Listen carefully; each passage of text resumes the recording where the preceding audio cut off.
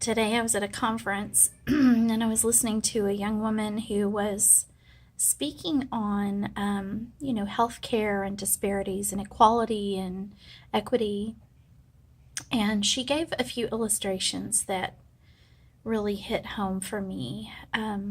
She talked about, the oppression, and that when you are living a life under oppression, that in order to there's a fight. There's always a fight. If you stand still, you will always go down like the down escalator. But so many people who are living a life of oppression will fight to rise. And that's noble, and we all clap for them when they do that. But it is a constant thing that they have to do, and after some time, that becomes exhausting, and it becomes harder and harder, and if one is not supported in the climb, they might give up. And then there is the escalator of privilege, where if you were to walk down on an up escalator, you would still rise. And if you stood perfectly still, you would go to the top with no effort at all.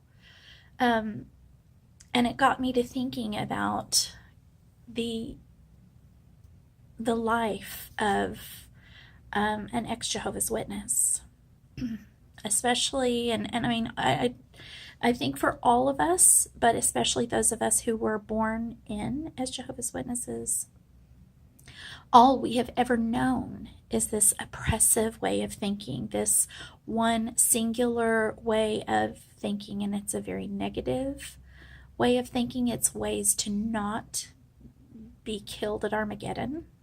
And it's framed in a very different, or packaged in a very different way, that it is, that this is how we express love for the Creator.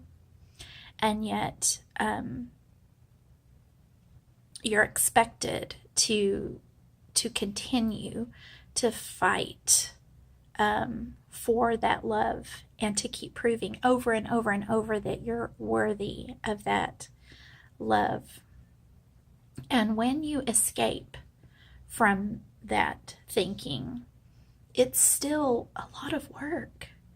You have to, on a daily basis, see how that you might no longer be a Jehovah's Witness, but you do not fit in with people who were never Jehovah's Witnesses. And I don't know that we ever will, just because we grew up in that very, very tight box. And it's hard for people to understand who have never been Jehovah's Witnesses, the amount of effort that it takes for us to just be regular people. It is never not an effort. I'm very short. I'm 5'2". And a couple of years ago, I went with an organization of very strong women. For the very first time, I went to the state capitol, and we went and walked around that campus all day long. And I was the shortest, and I was looking at how long everyone else's legs were. And for them to take one stride, for me took 2.5 to be able to keep up. And of course, I'm a heavy girl too, and so by the end of the day, I was exhausted. And I had worn sensible shoes. Everyone else had kind of like heels and things like that, and they were all complaining about, oh, how hard it was. And I'm sure it was. But with no lens of knowing what it's like to be 5'2" and very short legs, a person does not know how exhausted and how exhausting it is just to be regular. And so without the lens of knowing what we grew up in and the thought processes that we grew up with as Jehovah's Witnesses, it's very difficult for all of these people that I'm at this wonderful conference, and I'm pretty sure I'm the only ex-Jehovah's Witness here, or somebody that was, or maybe there are the Jehovah's Witnesses here, but I don't think so. And I look around and I think, will I ever feel just regular. And today I feel really not regular.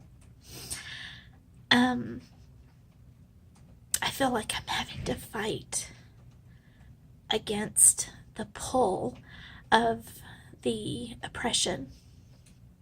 I have to fight just to be comfortable being in the crowd. And I spoke to a person who I had known years ago, and I made a statement. I'd made a statement to her earlier about she had purple hair and I have purple hair, and I said, "Oh, we can be friends again." And she said, "Brenda, I never thought that we weren't friends." And she thought that maybe, I had been angry at her or something, or that we had split ways professionally at one point. And she said, "It really hurt me to think that you ever thought that we weren't friends." And I had to explain to her the reason that I thought we weren't friends wasn't that I didn't want to be your friend or you didn't want to be mine. I had always been told that we could not be friends with the world, that they were acquaintances only. And I know it's hard for her to understand that. It was hard for me to try to explain it, even being free now. For nearly 2 years, it's still hard for me to explain that concept. Anyway, I just wanted to share that with you and maybe get some feedback of how this has maybe come about in your experience of getting free. And let's discuss it. Let's talk about it. Because I think that when we share our stories of how life is still hard, but we keep fighting it. We keep fighting for our right to live just a regular life. That's a valuable thing. So thanks again. I'm not all pretty, and I'm in a hotel room right now, and so it's kind of crazy, but I wanted to put this out there because I feel the need for your support and for your understanding, because I'm kind of in a place where I feel very misunderstood. Anyway, love to everyone. Please hit the like and subscribe button and hit the little bell so you'll know when something new comes out. And let's talk. MildredWillow@gmail.com. Thanks.